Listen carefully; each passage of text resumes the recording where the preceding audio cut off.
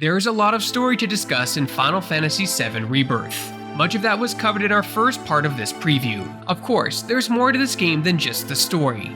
Rebirth promises dozens of hours of entertainment and a much broader overall scope than its predecessor. Like Rebirth's story, we got a mere taste of that with last year's Tokyo Game Show. Square Enix had plenty more to show off recently during Shacknews' hands-on session with the upcoming blockbuster.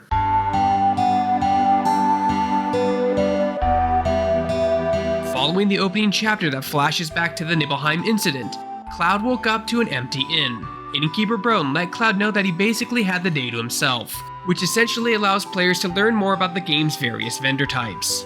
But Barrett left a message he wanted me to pass along to you. You missed roll call, soldier boy. Luckily, you're on leave for the day. Don't waste it though. Get your equipment checked ASAP. But first, it was time to learn about Queen's Blood. Think back to Fort Condor from Remake's Intergrade DLC, and you'll start to get an idea of what Queen's Blood is. Only instead of a strategy game within the main story, Queen's Blood is a card game. The idea is that players lie down cards across 3 different lanes. The winner is the player with the most cumulative power across at least 2 of the 3 lanes. Each card takes up a different amount of tiles that can be played across different positions. It might take a few rounds through the tutorial to grasp what's happening, but Square is certainly hopeful that players will catch on. That's because Queen's Blood cards will be scattered across the game with different NPCs around the world holding various cards. After becoming familiar with Queen's Blood, it's time for players to familiarize themselves with other elements of Rebirth.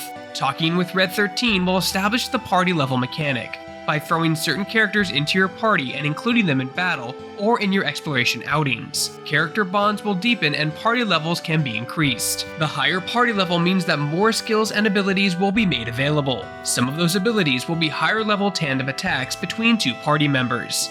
That won't be all players should monitor. In addition to individual attacks and abilities that characters learn by leveling up, players can improve their weapons with materia, while folios open up a vast skill tree that allow characters to be customized to a user's playstyle. If a folio layout doesn't suit the player, it's possible to reset it and use a different layout. Well, customization can seem tricky to the uninitiated. It takes time and experience to get it right. By far, Rebirth's most intriguing idea surfaces when Aerith asks Cloud for a quick date along the clock tower. Wanna climb the clock tower together? It's an idea that sounds basic on the surface, and like a fun diversion based on what players experience with these 2 back in Final Fantasy VII Remake. However, something funny happens when Aerith asks Cloud out. A series of dialogue choices appear. Whatever answer Cloud gives, a prompt reading says your relationship with Aerith has changed. Along the way to that date, I spot Tifa and stop for a chat. Tifa points to a tank and asks Cloud if it reminds him of anything. Suddenly, dialogue options pop up. After giving me answers, a prompt suddenly reads, your relationship with Tifa has changed. I raised an eyebrow, realizing that this Square Enix game had suddenly gone all Telltale Games on me. The conversation ends on a high note, and I make nothing else of it for the moment. On the way to Aerith, another party member appears in the corner. It's Barrett at a nearby bar. Cloud asks if he's already drinking, at which point Barrett says he won't have another drop until 7th Heaven resumes business. Another prompt pops up saying your relationship with Barrett has changed. As one might have summarized by this point, yes, Cloud's relationship with his fellow party members will be irrelevant throughout Rebirth. Certain actions and certain dialogue choices can affect how characters like Tifa, Barrett, and Aerith feel about him. While this was obviously not enough time with the game to see the long-term ramifications of this mechanic, if any, the game states that portions of the story can be altered based on Cloud's bonds with his friends. Given how much of the trilogy's overarching story already stands to change with the presence of the remake's whispers, the idea of Rebirth prominently having certain story outcomes change based on Cloud's choices make the narrative even more interesting. I knew I could count on you. Flattery will get you nowhere. After establishing some of Rebirth's mechanics, the second chapter firmly establishes Cloud and company as fugitives on the run from Shinra Corporation. After Shinra's forces track them to Calm, Cloud and the rest of his party are shown an escape route from Broden, who implies he's part of a covert entity, similar to Avalanche, looking to undermine the forces of power. We're with Avalanche? Not exactly. The party is soon able to escape to the Grasslands, which is a vast piece of Rebirth's open world component. While it is possible to meander about on foot and look for enemies to fight, players will soon discover that the way forward is across a deep swamp.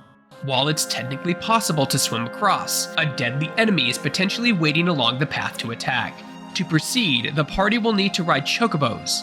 This introduces the Chocobo Ranch along with some bird-related side activities. Yeah! Come on, y'all, let's go bag us a chocobo. After catching a chocobo through the brief stealth minigame, players can customize their bird, take it along for chocobo races, and summon it at any time they need to traverse a vast region.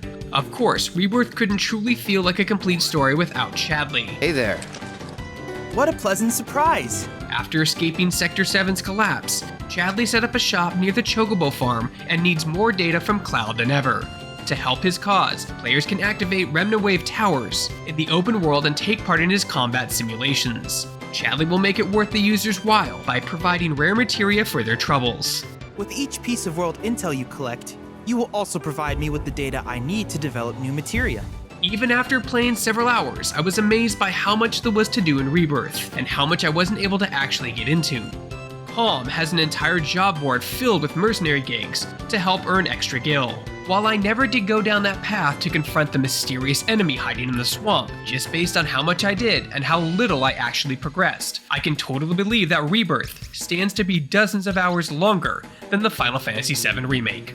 Hey folks, if you enjoyed this video preview, be sure to hit that like, subscribe, notification button. It's 3 small clicks for you, but means the world to us.